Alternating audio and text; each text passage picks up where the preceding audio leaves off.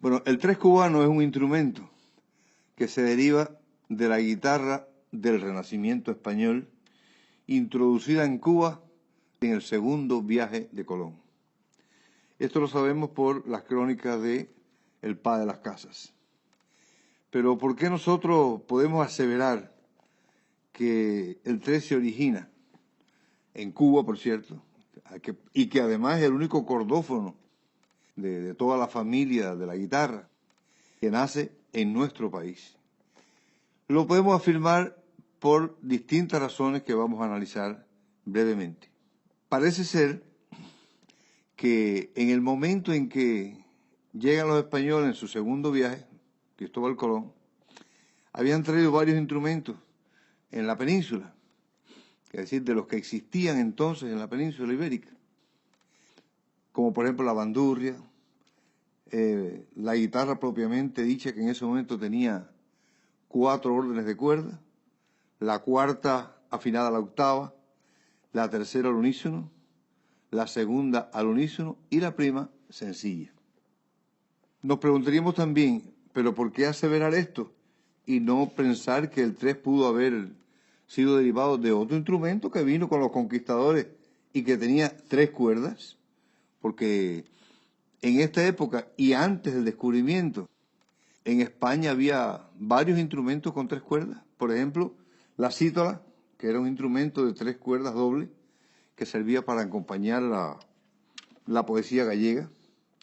Existía otro instrumento norteafricano que era la cuitra, de 3 órdenes de cuerda también, que se tocaba con plectro o púa, y que llamaron también la guitarra morisca. En fin, la propia bandurria española, que ya está conformada desde la Edad Media, pero en ese momento, es decir, en el siglo XV y XVI, solamente tiene 3 órdenes de cuerda. Pudo haber sido, diríamos, ¿no?, cualquiera de estos instrumentos. Pero un análisis más profundo de sus funciones, de la afinación, de la morfología, nos hace pensar que no, que el tres se deriva de una guitarra que se afinaba de la misma forma que el tres actual, es decir, con esta relación. Y por supuesto tenía otra cuerda más aquí. Esta sería la afinación que tenía la guitarra en el Renacimiento. Y desde que ese instrumento entra en nuestro país, empieza a ser manejada por el criollo, por los esclavos que van entrando después a partir del 1500, y por supuesto con la población aborigen, de los cuales prácticamente en el plano de la música no nos queda nada. Nos queda allá en la zona de Guantánamo un ritmo que parece identificarse por su fonética, se llama el kiribá, por la fonética con el antiguo arahuaco, el idioma que hablaban los aborígenes nuestros. Pero de la música no podemos asegurar que esa sea la música original. Entonces, bueno, el maltrato a que eran sometidos los aborígenes, los africanos, hizo que con el tiempo, entre 1500 y 1600, empezaran a formarse lo que llamaron palenques, es decir, campamentos de los fugitivos que se iban a las montañas de las zonas orientales, muy en especial en la zona de Guantánamo, huyendo de los abusos de los españoles, de los dueños de tierra. Y por supuesto es muy probable que se hayan llevado este instrumento y bueno, quiere decir que en algún momento se tocó en las montañas, se tocó en el llano. Como decía, como venía con 4 órdenes de cuerda, la prima era sencilla, además doble, seguramente que la que más se partía era la prima. Y además era de tripa.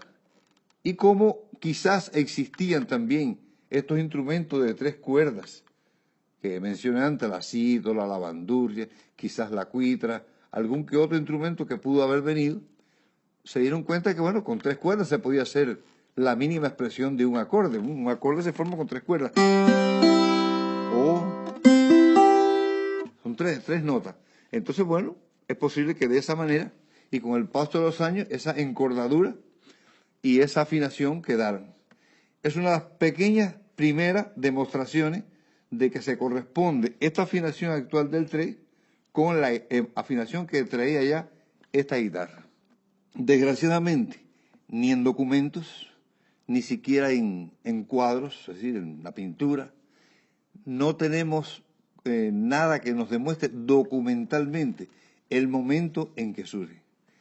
Podemos sacar por analogía con lo mismo que pasó en algunos países de América Latina, donde esta guitarra siguió viajando y formó el famoso tiple colombiano en Colombia, por supuesto, el cuatro en Venezuela, que tiene la misma afinación y que todos los musicólogos aceptan precisamente que vino de la guitarra. Pero yo diría que ese nacimiento del tres tiene una importancia tremendísima para la cultura cubana y musical, porque los africanos que traían sus tambores ya tenían el hábito de hacer lo que hoy llamaríamos tumbado, es decir, una célula rítmica estable para acompañar el canto y la danza. Ejemplo de los tumbados más actuales por ser estos.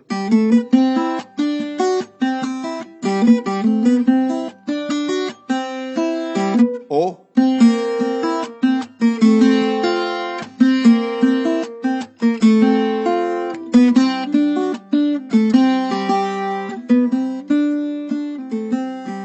es decir, ese ritmo estable que acompaña a una melodía es lo que se llamó tumbado y originó los primeros ritmos antiguos en el tres. Y esa es otra de las convicciones que tenemos de que es el tres el que surge y en esa época, porque actualmente la base del son, que es lo más importante que tenemos, y el género identitario raigal de mayor importancia en la cultura cubana, nació en el tres, nació en la región guantanamera, porque derivado de todo este movimiento musical de los africanos, los aborígenes, los criollos, surgieron especies anteriores como era el nengón, que hablaba ahorita procedente de los aborígenes, que era el kiribá, el changüí, y que todos van a conformar después lo que es el son. El son posiblemente quede definido a finales del XVIII, primera mitad del siglo XIX, por referencias que tenemos, documentos de los mambises, algunos diarios de campaña, donde se habla de que los mambises tenían fiestas en el campamento y eran administradas por el tres. Es decir, ya se habla del tres y se habla de sones, que hacían sones. Después hay un documento importante de Muguercia que lo recoge y lo cita Orobio en su diccionario de la música, que dice que por las calles de Santiago de Cuba, hacia 1892, andaba Nené Manfugaz con un tres hecho de madera de caja de bacalao y cuerdas de curricán encerado. Incluso se decía que era muy rústico, pero que tocaba primitivos sones, o sea, de sones que eran mucho antes de 1892, eran primitivos. Y ya el tres existía y en él se tocaban sones. Y tenemos la otra referencia que acabamos de hablar, de la manigua, donde también en la guerra del 68, es decir, en la mitad del siglo XIX, ya se tocan sones en el tres, para que ya en ese momento existiera una tradición, eso es muy importante, ya existe una tradición de tocar el tres y tocar sones en el tres en la mitad del siglo XIX. Quiere decir que eso venía varias décadas atrás, posiblemente final del XVIII, como dije ahorita, y ya en esta época está consolidado el ritmo como tal, con esos derivados de estos elementos africanos, criollos, españolas, etc. Creo que estos serían algunos aspectos para considerar que no cabe duda que fue de la guitarra del Renacimiento de donde vino el tres. Otro momento importante en su desarrollo fue que el tres, que siempre se asoció en estas épocas, finales del siglo XIX, principios del XX, fundamentalmente con el son y su desarrollo, ya ustedes saben que a partir de 1920 ya empiezan los sextetos y los septetos, donde ya el son viaja incluso desde Oriente hasta La Habana. Ya antes se tocaba el tres con una guitarra, maraca y un cantante, quizás del final del siglo XIX. Y ya tenemos otra cita importante que en 1909, en el Bombín de Barreto, al final de este danzón, Urfé lo incorpora el son como final, como un montuno al final del danzón. Y ya posiblemente desde 1909 empiece a llegar a La Habana. Y entonces empieza un gran desarrollo en La Habana y empiezan las casas disqueras, empiezan a grabar discos de son, empiezan a grabarlos, a viajar los conjuntos, los primeros, a Nueva York, empiezan a viajar a Puerto Rico. Por ejemplo, yo conocí a Isaac Oviedo, que era el más importante tresero de Matanzas en la primera mitad del siglo, el primero de los grandes treseros, que tocaba en sus sextetos, todavía 6 sextetos. Tan importante ya en este momento era el tres en la música cubana, que Félix Herrero, el padre del famoso director de orquesta que todos conocimos, ya fallecido, era guitarrista, violinista, pero era una persona con muchas inquietudes pedagógicas, escribió un pequeño metodillo llamado así, Método para aprender el tres, donde por primera vez en 1927 se publica y se escriben las primeras piezas para el tres. Claro, era una obra de 7 páginas, no, como decimos, una paloma, una gaviota no hacen verano, no fue suficiente para incorporarlo en los conservatorios, para que se sistematizaran los estudios académicos, pero es un paso de avance importante porque ya hubo una preocupación de la importancia que tiene el instrumento y de que se enseñara su técnica y su música en las escuelas. Es el primer antecedente que tenemos en la historia. Después, bueno, vienen grandes figuras que elevan la técnica y el auge que coge el instrumento dentro de la cultura musical cubana. A estos sextetos y septetos llega el famoso, el ciego maravilloso que fue Arsenio Rodríguez, y ya en la década del 40 le incorpora nuevos instrumentos y crea lo que llamamos el conjunto. Es un gran aporte que hace Arsenio Rodríguez, donde el tres, lo mismo que en los sextetos y los septetos, el instrumento guía, el que lleva el tumbado, el que da la entrada, el instrumento fundamental de los grupos musicales. Este aspecto también es muy importante porque como es el instrumento guía, es el instrumento que le da un sello sonoro a la música cubana y en especial al son.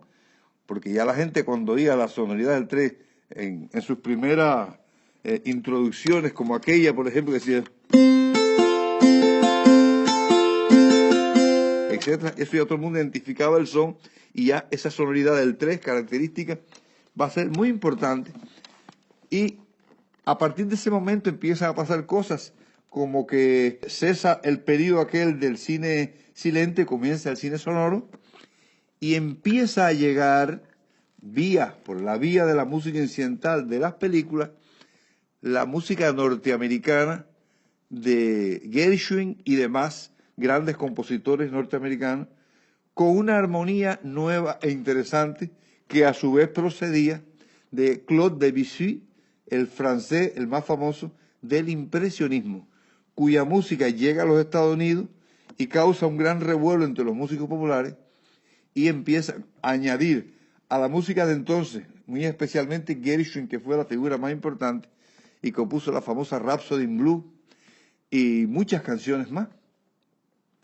Esa música empieza a llegar con los firmes y los terceros. Empiezan a escuchar aquellos acordes de séptima disminuida, oncena, trecena, y empiezan a tratar de ponerlo en sus encadenamientos armónicos en el tres y en la guitarra, por supuesto. Y surge otra gran figura en los años 40, que fue el Niño Rivera, que por cierto es el primer tresero cubano que tiene estudios académicos de orquestación, de instrumentación, y podía escribir su música y podía hacer él mismo sus arreglos del conjunto. Él es un seguidor del conjunto creado por Arsenio. Y lo más importante, él escucha estas armonías complicadas y las lleva al tres, es el primero que lo hace. Y para hacerlo se vio obligado en algún momento a ponerle 4 notas a los acordes, cosas como esta, ¿no?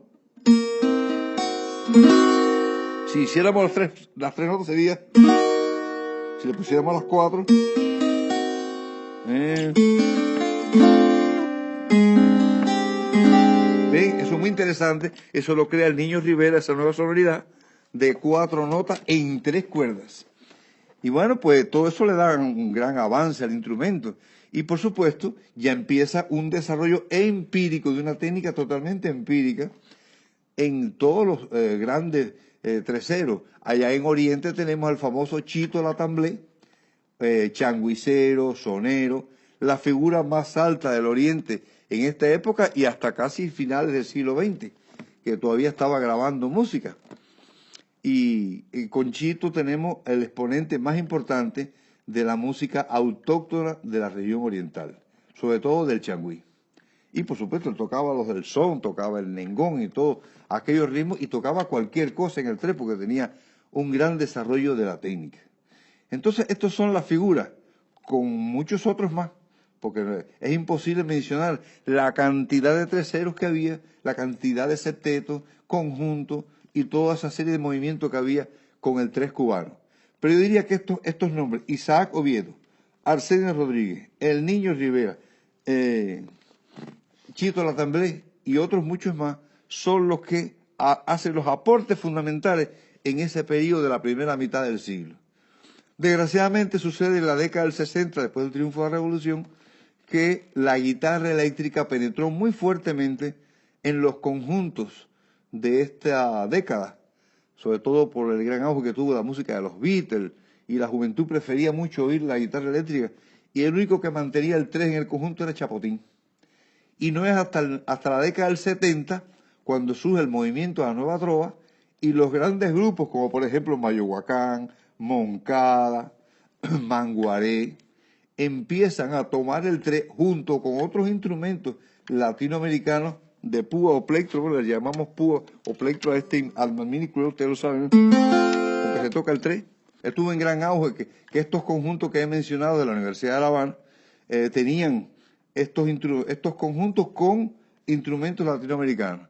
Pero empezó a prevalecer el tres, y muy especialmente en algunos jóvenes de ese momento que revitalizaron el uso del tres, que estaba un poco olvidado, como dije, en la década anterior.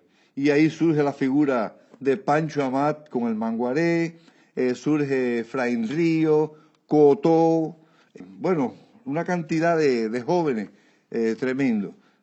Y logran con claro, porque ya muchos de ellos empiezan a estudiar música, algunos estudian guitarra, como es el caso de Pancho, Efraín Ríos también toca la guitarra eléctrica muy bien.